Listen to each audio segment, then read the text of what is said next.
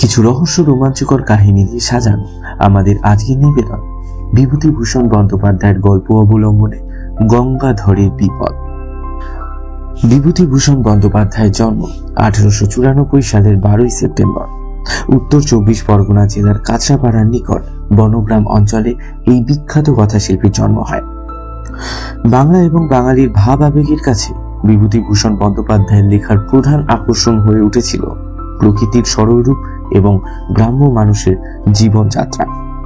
এই বিখ্যাত কথাশিল্পীর অমর সৃষ্টি ছিল পথের পাঁচালী, যা বাংলা সাহিত্যের এক অমূল্য রত্ন। এছাড়াও অপরাজিত, আরণ্যক, আদর্শ হিন্দু হোটেল, ইছামতি এসব তো রয়েছে। আমরা আজকের গল্পটি বেছে নিয়েছি তার লেখা বিভিন্ন জনপ্রিয় বাংলা গল্পের সংকলন ভয় সমগ্র থেকে। আমাদের আজকের গল্পে গঙ্গাধরের ভূমিকায় অরুণাভ, আমির খায়ের চরিত্রে অনিক, খোদাদাত খায়ের কণ্ঠে প্রভু, আবহ সঙ্গীতে সম্রাট রায়, সবশেষে গল্প পাঠে রোহন, গল্পের সূত্রধার আমি অনিক। শুরু হচ্ছে গঙ্গাধরের বিপদ।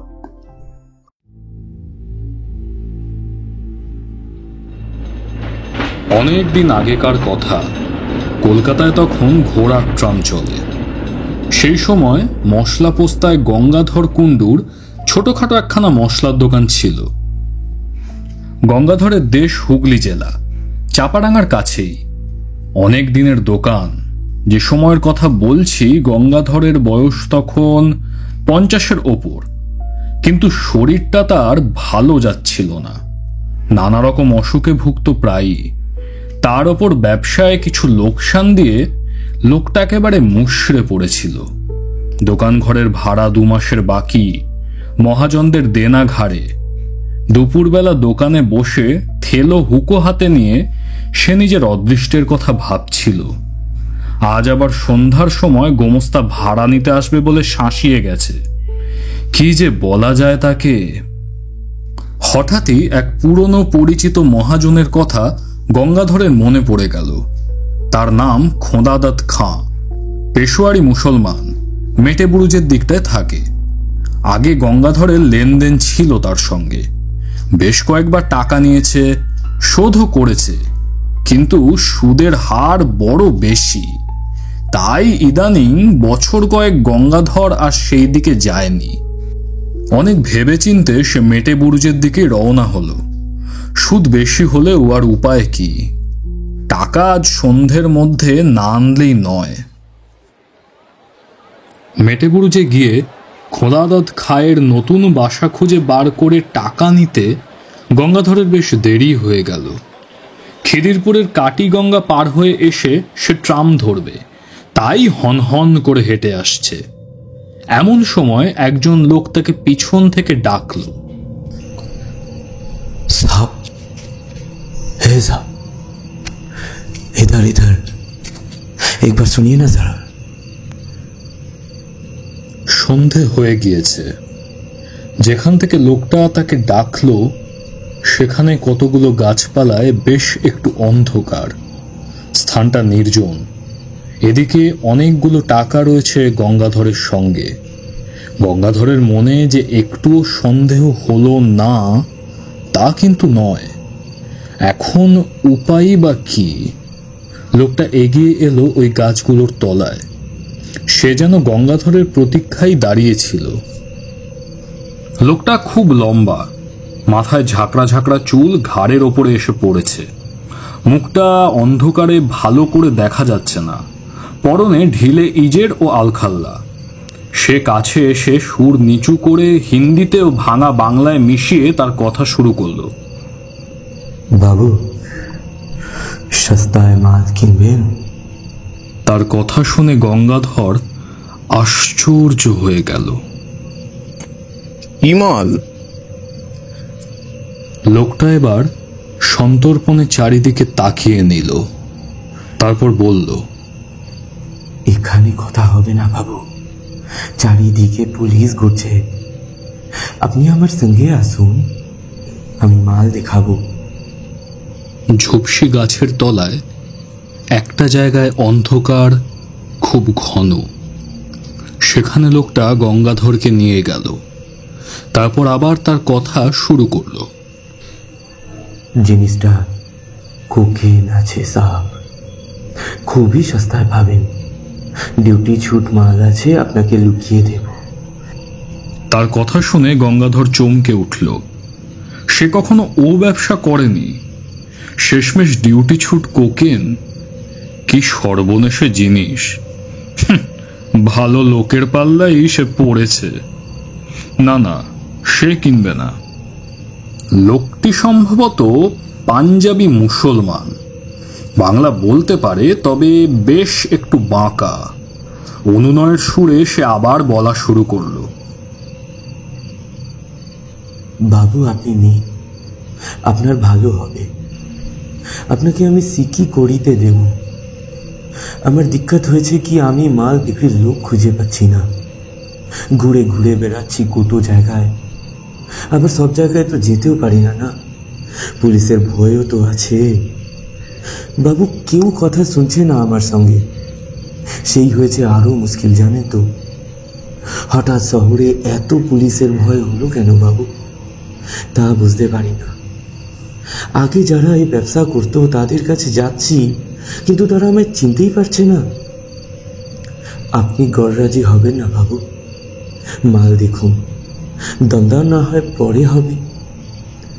বাবু আপনি ঠকবেন না।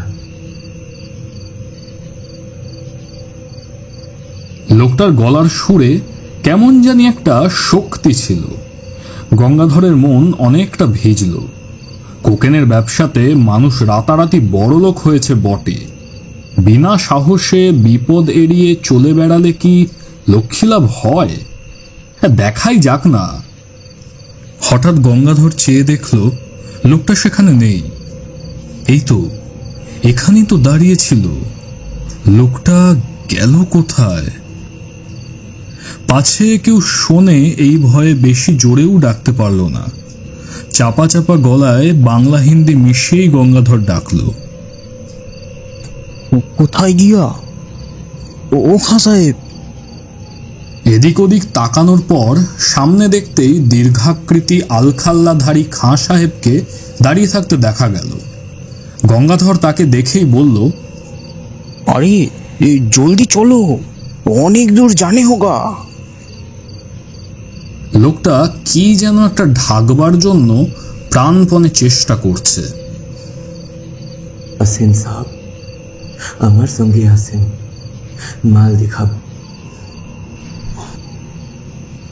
দুজনেই কাটি গঙ্গার ধার ধরে অনেক দূরে গেল।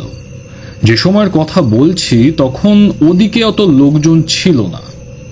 মাঝে মাঝে জোয়ার নেমে যাওয়াতে বড় বড় নৌকো কাদার ওপর পড়ে আছে। দু একটা করাতের কারখানা, তাও দূরে দূরে। জলের ধারে নোনা চাঁদ কাটার বন। পেছনে অনেক দূরে খিদিরপুর বাজারের আলো দেখা যাচ্ছে। পথে যেতে যেতে খাঁ সাহেব একটা অদ্ভুত প্রশ্ন করে বসলেন। গঙ্গাধরের দিকে চেয়ে তিনি বললেন, সাহেব আমায় দেখতে পাচ্ছ? কেন পাবো না? এমন বয়স এখনো হয়নি যে এই সন্ধেবেলাতেই চোখের ঠাউর হবে না। একবার খানিক কৌতূহলের বশেই গঙ্গাধর জিজ্ঞেস করল, তোমার ডেরা কোথায় খাঁ সাহেব? লোকটা চকিতে পেছনে ফিরে সন্দিগ্ধ দৃষ্টিতে গঙ্গাধরের দিকে চাইল। কেন, সে তোমার কি দরকার? শোনো সাহেব, পুলিশে ধরিয়ে দেবে যদি ভেবে থাকো তাহলে কিন্তু ভালো হবে না। মাল দেব, তুমি টাকা নিয়ে মাল নিয়ে চলে যাবে। আমার বাসার খুঁজে তোমার কি দরকার? লোকটার চোখের চাউনি বড় অদ্ভুত। গঙ্গাধর এবার অস্বস্তি বোধ করল। খুব ভালো দেখা যায় না বটে, কিন্তু ওর দুই চোখে যেন ইস্পাতের ছুরি ঝলসে উঠল। না, তার সঙ্গে বেশ কিছু টাকা রয়েছে। এই অবস্থায় একজন সম্পূর্ণ অপরিচিত অজ্ঞাত কুলশীল লোকের সঙ্গে সে একা এই সন্ধেবেলাতে এত দূর এসে পড়েছে। লোভে মানুষের জ্ঞান থাকে না, তার এই কথাটা একবার ভেবে দেখা উচিত ছিল, কিন্তু এখন আর তার নিস্তার নেই। বিশেষত সে যে ভয় পেয়েছে এটা না দেখানোই ভালো। দেখালে বিপদের সম্ভাবনা বাড়বে বই কমবে না। ছুরি টুরি বার করে বসলে তখন তো আর কোনো উপায়ই থাকবে না। অনেক দূরে গিয়ে মাঠের মধ্যে একটি গুদাম ঘর। গুদাম ঘরের দরজা থেকে একটু দূরেই একটা গাছের গুঁড়ি পড়ে আছে। তার ওপর গঙ্গাধরকে বসতে বলে লোকটা কোথায় জানি চলে গেল। গঙ্গাধরের চোখ অন্ধকারে একটু সয়ে এসেছে। সে দেখল গুদাম ঘরের আশেপাশে সর্বত্র আগাছার অনুচ্চ জঙ্গল। নিকটে কোথাও লোকজনের সারা শব্দও নেই। অন্ধকার হলেও মাঠের মধ্যে বলে অন্ধকার ততটা ঘন নয়। সেই পাতলা অন্ধকারে চেয়ে দেখে গঙ্গাধরের মনে হলো গুদাম ঘরটা বেশ পুরনো, অনেক কাল যেন অব্যবহার্য হয়ে পড়ে আছে। বাঁশের বেড়াও খসে পড়েছে জায়গায় জায়গায়, চালের খোলাও উড়ে গিয়েছে মাঝে মাঝে। সামনের দরজাটা উই ধরা, ভেঙে পড়তে চাইছে যেন। গঙ্গাধরের কেমন একটা ভয় হলো। কেন যে সে এখানে এলো এত সন্ধে? এরকম জায়গায় কি একা মানুষে আসে, বিশেষ করে এতগুলো টাকা সঙ্গে করে? সে আসতো না কখনোই। সে কলকাতায় আজ নতুন নয়, তার উপরে ঝুনো ব্যবসাদার, বাংলাদেশ থেকে নতুন আসেননি। ওই লোকটার কথার সুরে কেমন জানি জাদু আছে, গঙ্গাধরকে যেন টেনে নিয়ে এসেছে। কারোর সাধ্য ছিল না যে তাকে ছাড়াবে। একথা এখন গঙ্গাধরের মনে হলো। হঠাৎ অন্ধকারের মধ্যে খাঁ সাহেবের মূর্তি দেখা গেল। লোকটার যাওয়া আসা এমনই নিঃশব্দ ও অদ্ভুত ধরনের যেন মনে হয় অন্ধকারে ওর চেহারা মিলিয়ে গিয়েছিল, আবার ফুটে বেরোলো। কোথাও যে চলে গিয়েছিল এমন মনে হয় না। পাকা ঝুনো খেলোয়াড় আর কি। খাঁ সাহেব দৌড় খুলে গুদাম ঘরে ঢুকল। গঙ্গাধরকেও যখন পেছন পেছন আসতে বলল, তখন ভয়ে গঙ্গাধরের হাত পা ঝিমঝিম করছে, বুক ঢিপ ঢিপ করছে। এই অন্ধকার গুদাম ঘরের মধ্যে নিয়ে গিয়ে ওই লোকটা কি তার লম্বা লম্বা হাত দিয়ে গলা টিপে ধরবে, কিংবা বুকে ছুরি বসাবে? সেই ফন্দিতেই কি এত দূরে ভুলিয়ে এনেছে? লোকটা নিশ্চয়ই জানতো যে তার কাছে অনেক টাকা আছে, অনুসন্ধান রেখেছিল। কে জানে খোদাদাত খায়ের দলের লোক কিনা। গঙ্গাধরের কপালে এবার বিন্দু বিন্দু ঘাম দেখা দিল। একবার সে ভাবল দৌড়ে পালাবে, কিন্তু সে বুড়ো মানুষ। এই জোয়ান পাঞ্জাবি মুসলমানের সঙ্গে দৌড়ের পাল্লায় তার পক্ষে পেরে ওঠা অসম্ভব। কলের পুতুলের মতো গঙ্গাধর গুদাম ঘরের মধ্যে ঢুকল। আশ্চর্য, গুদামের দিকের দেওয়ালটা যে একেবারে ভাঙা। গুদামের সর্বত্র দেখা যাচ্ছে সেই অস্পষ্ট অন্ধকারে। এক জায়গায় দুটো খালি পিপে ছাড়া কোথাও কিচ্ছু নেই। মাকড়সার জাল সর্বত্র। অন্ধকারে দেখা যায় না বটে, কিন্তু নাকে মুখে লাগে। একটা কিরকম ভ্যাপসা গন্ধ গুদামের মধ্যে। মেঝেটা স্যাঁতস্যাঁতে। মনে হলো কতকাল এর মধ্যে যেন মানুষ ঢোকেনি। এদিকে আবার খাঁ সাহেব কোথায় গেল? লোকটা যে থেকে থেকে যায় কোথায়? অল্পক্ষণ হবে, মিনিট দুই। কেউ কোথাও নেই, শুধু গঙ্গাধর একলা। আবার তার সেই ভয়টা হলো, কেমন এক ধরনের ভয়, যেন বুকের মধ্যে রক্ত হিম হয়ে যাচ্ছে। এই বা কিরকম ভয়! আর গুদাম ঘরটার মধ্যে কনকনে ঠান্ডা হাওয়ার যেন একটা স্রোত বইছে মাঝে মাঝে। মিনিট 2 পরেই খাঁ সাহেবকে আবার দেখা গেল। এই তো আধো অন্ধকারের মধ্যে সামনেই তো দাঁড়িয়ে রয়েছেন। হঠাৎ একটা অদ্ভুত কথা বললেন খাঁ সাহেব। তুমি কি কালা আছো নাকি? এতক্ষণ ধরে কথা বলছি, তুমি কি শুনতে পাচ্ছ না? কথার উত্তর দিচ্ছ না কেন? কোকেন যে জায়গায় আছে বললাম, তা কি দেখতে পেয়েছো? শাবলের চার দিয়ে তুলতে বললাম পেঁপে দুটো, হা করে সঙ্গের মতো দাঁড়িয়ে আছো কেন? বারে, এত কথা কখন বলেছে লোকটা? পাগল নাকি? গঙ্গাধর কেমন জানি ভ্যাবা চাকা খেয়ে গিয়েছে। মুড়ের মতো দৃষ্টিতে সে খাঁ সাহেবের দিকে তাকালো। কখন তুমি দেখালে কোকিনের জায়গা? আর কোথায় শাবল? কথা বলতে বলতে গঙ্গাধর সম্মুখস্থ খাঁ সাহেবের মুখের দিকে চাইলে। সঙ্গে সঙ্গে তার মনে হলো তার বিভ্রান্ত, বিমূঢ়, আতঙ্কাকুল দৃষ্টির সামনে খাঁ সাহেবের মুখ, গলা, বুক, হাত পা, সারা দেহটা যেন চুর চুর হয়ে গুড়িয়ে পড়েছে। সব যেন ভেঙে বাতাসে উড়ে উড়ে যাচ্ছে। খাঁ সাহেব প্রাণপণে দাঁত মুখ খামটি করে বিষম মনের জোরে তার দেহের চূর্ণায়মান অণুগুলোকে যথাস্থানে ধরে রাখার জন্য চেষ্টা করছে, কিন্তু পারছে না। সব ভেঙে গেল, গুড়িয়ে গেল, উড়ে গেল।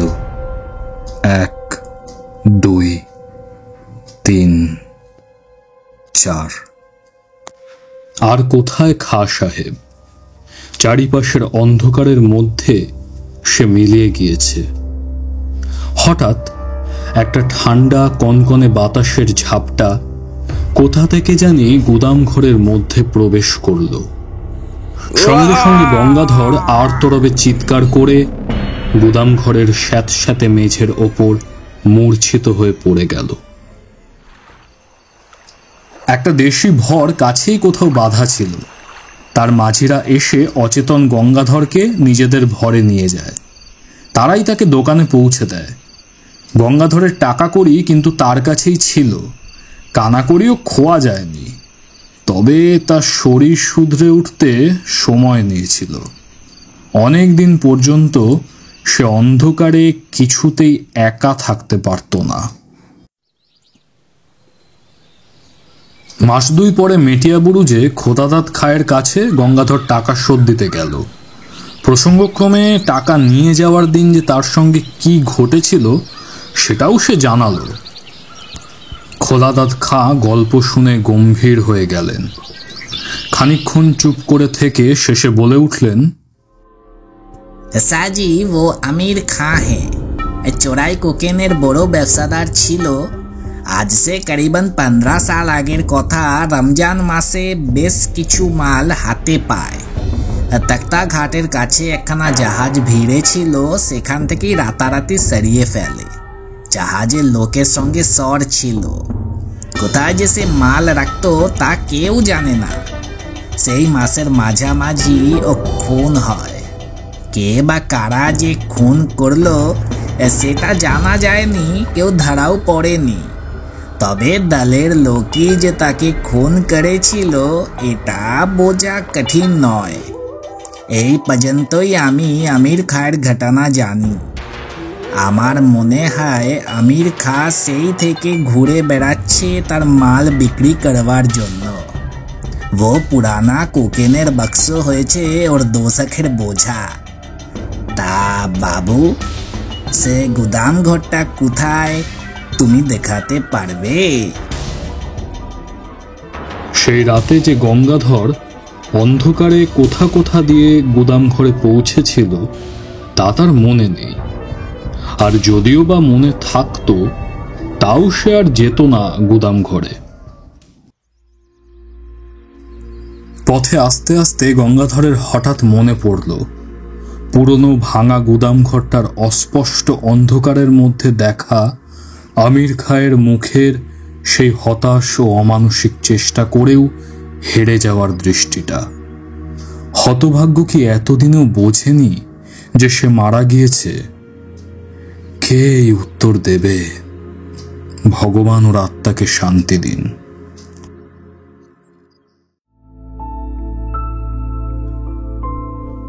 শুনছিলে গঙ্গাধরের বিপদ। আমাদের নিবেদন যদি আপনাদের ভালো লেগে থাকে তাহলে লাইক, কমেন্টস এবং শেয়ার করতে ভুলবেন না। দিনের শেষে অতি অবশ্যই চ্যানেলটিকে সাবস্ক্রাইব করে বেল আইকনটি প্রেস করে নিন, যাতে আমাদের নিবেদন সরাসরি পৌঁছে যেতে পারে আপনাদের কাছে। দেখা হচ্ছে পরবর্তী কোনো গল্পে। ততক্ষণ পর্যন্ত সুস্থ থাকুন এবং গল্পের কথা লিপিকে অফুরান ভালোবাসা দিন।